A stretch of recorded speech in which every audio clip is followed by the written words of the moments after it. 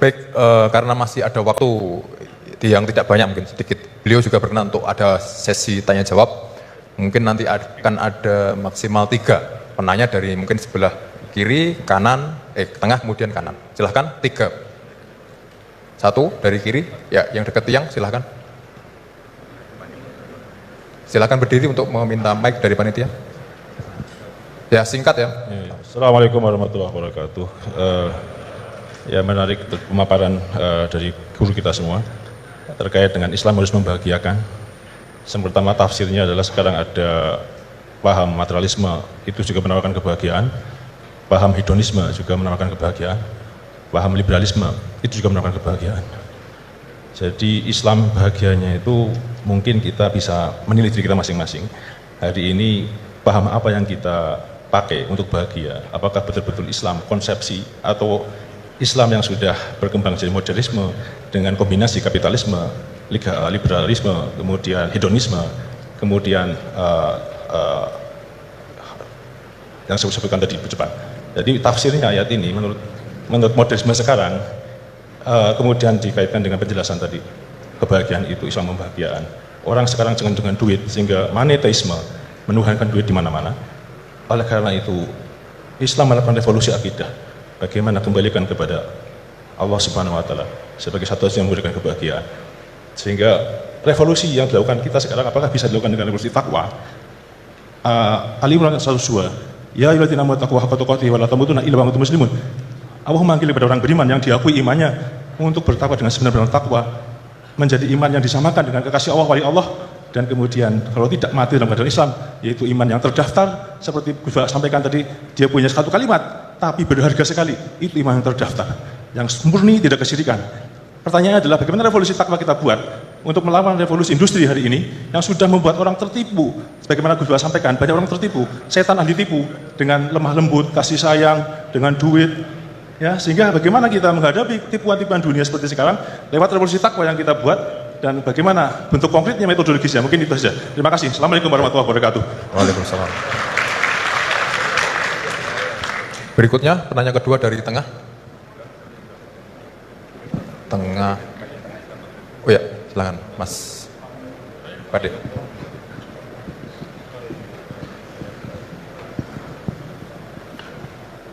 Bismillahirrahmanirrahim. Assalamualaikum warahmatullahi wabarakatuh. Sebelumnya terima kasih saya ucapkan kepada Pak Bajar sebagai moderator telah mempersilahkan saya dan memberi kesempatan. Sebelumnya saya memperkenalkan diri, saya Engki Kurniawan dari mahasiswa Prodi Ekonomi Islam Angkatan 2020. Tanpa mengurangi rasa hormat kepada Al-Mukarram Tuan Guru dan Gus Baha, saya ingin mempertanyakan yang tadi sempat disinggung di awal, yaitu tentang tadayun ma'kus, tentang kekeliruan dalam beragama. Gitu.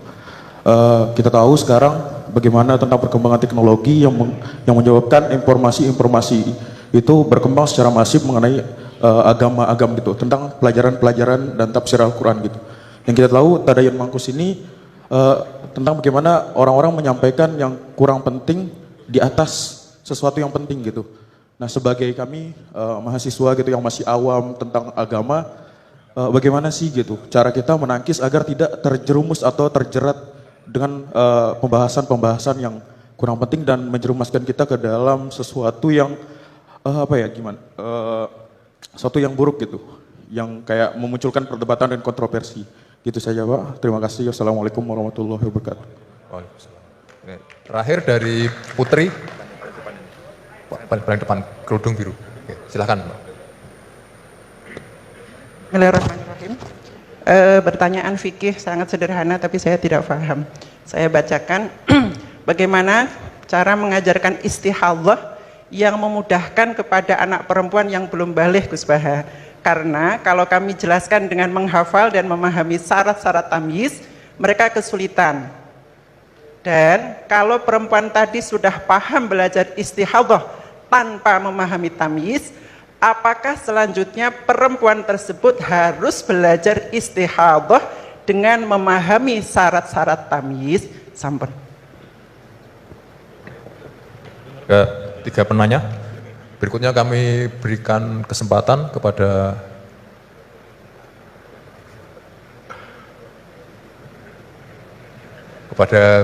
Gus Baha untuk menjawab. Kamu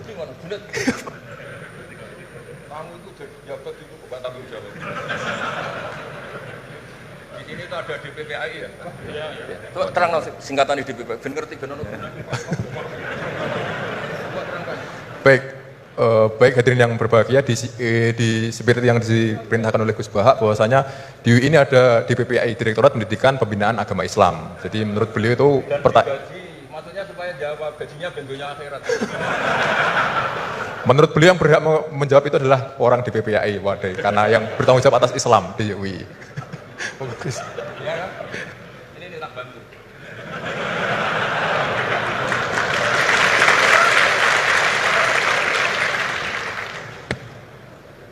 Jadi harusnya kan sudah tugas, mandat, ada SK-nya, ada fasilitasnya. Kalau gaji itu kayaknya kasar fasilitasnya. Jadi harusnya yang jawab itu ya ketua DPPA, iya. Tapi sudahlah karena saya ini orang baik tak tolong. Begini ya, jadi perspektif Islam atau taqarrub ilallah itu mulai dulu itu orang mau tidak mau subjektif, tapi hukum pokoknya sama. Misalnya orang mencintai Allah, ada yang saking mencintainya itu tidak pernah nyebut Allah. Ada wali itu mencintai Allah tidak pernah nyebut Allah. Karena dia takut ini nama sakral, jangan-jangan dilecehkan. Imam Malik itu pernah ada seorang pengemis datang, ya Imam Malik saya minta uang. Imam Malik jawabnya itu, saya tidak punya uang, baru tidak bawa uang, juga tidak punya uang. Kamu besok ke rumah saya atau nanti ke rumah saya, tak kasih uang. Terus diberi nasihat sama temannya. Halai itu, mbok yawa Anda ngomong, rozaqokallah, ya semoga Allah memberi rezeki kamu. Jawabnya Imam Malik itu apa? Saya masih hafal teksnya. Fa'ana ujillu ismallahi ta'ala an askuro indaman yakrohu sama'ahu. Ada yang baca sima'ahu walau dimna jumlatin.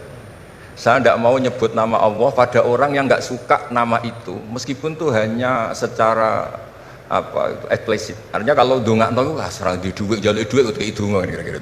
Wong saya mintanya uang kok dikasih apa? Doa.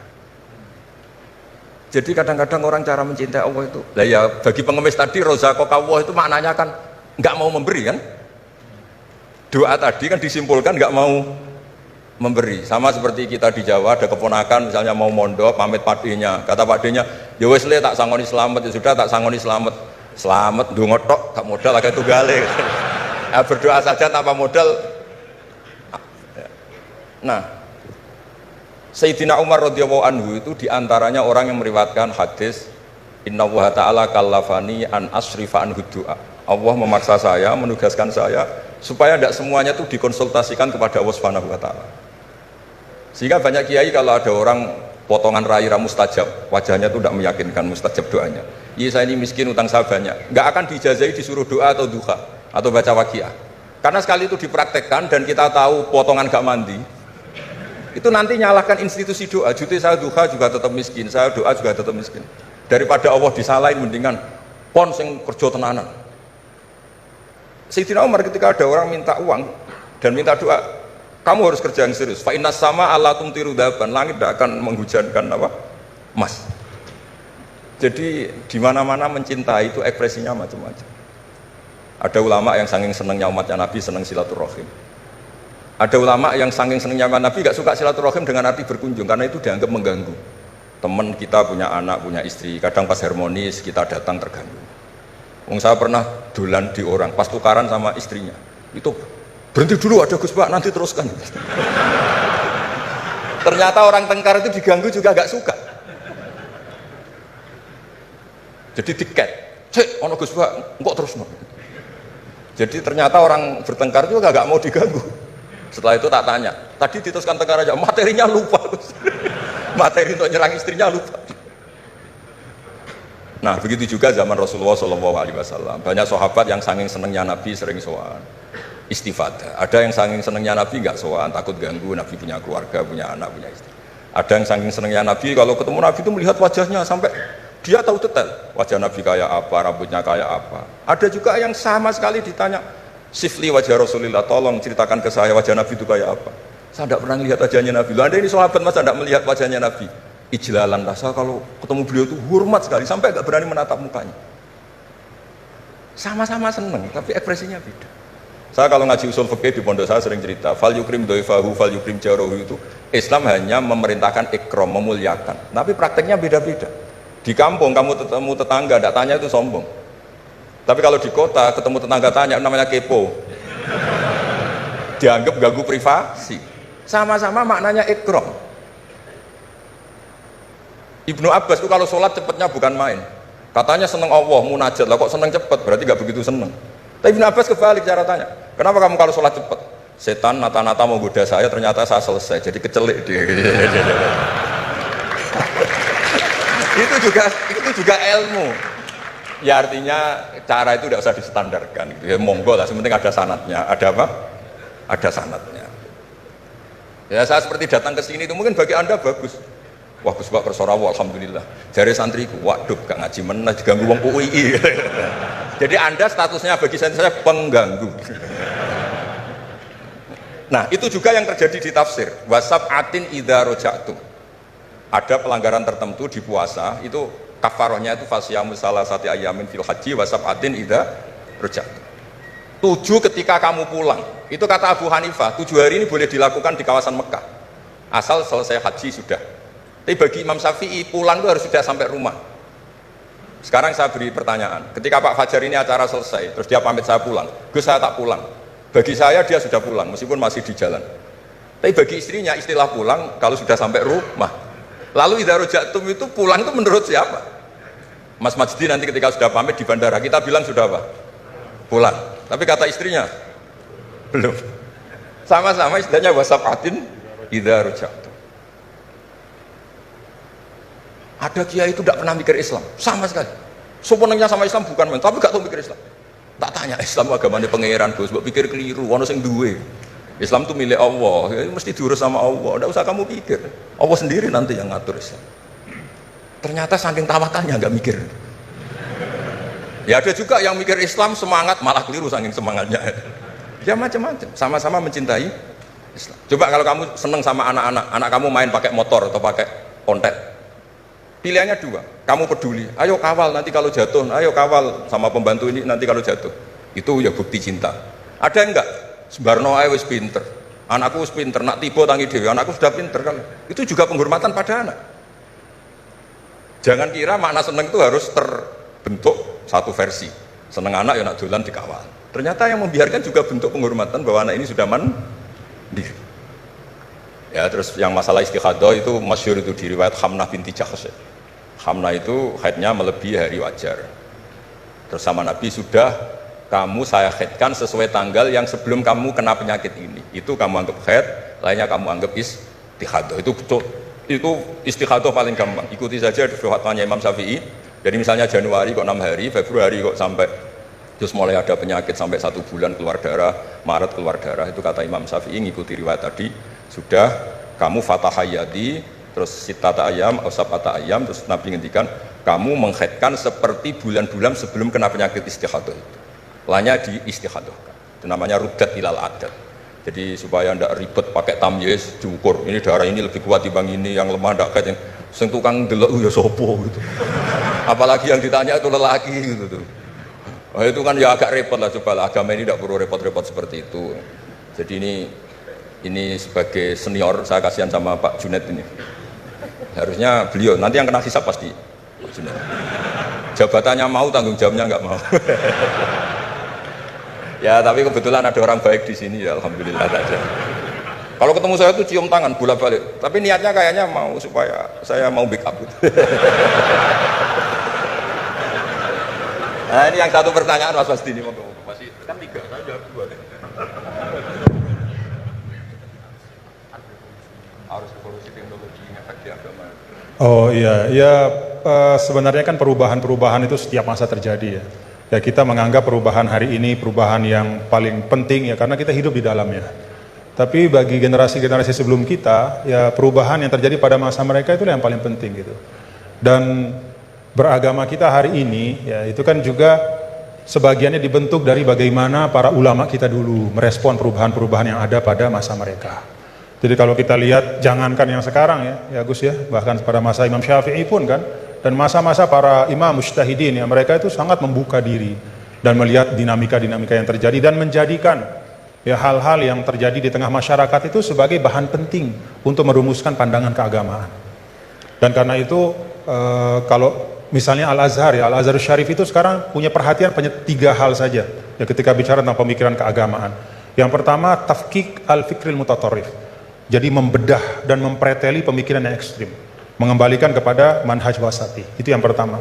Kemudian yang kedua, tajdid al-khitab ad-dini, yaitu memperbaharui al-khitab, cara kita menyampaikan sebenarnya kan al-khitab itu kan cara kita mengajak orang beragama. Supaya cara kita mengajak orang beragama ini tidak membuat orang semakin jauh dari agama ya.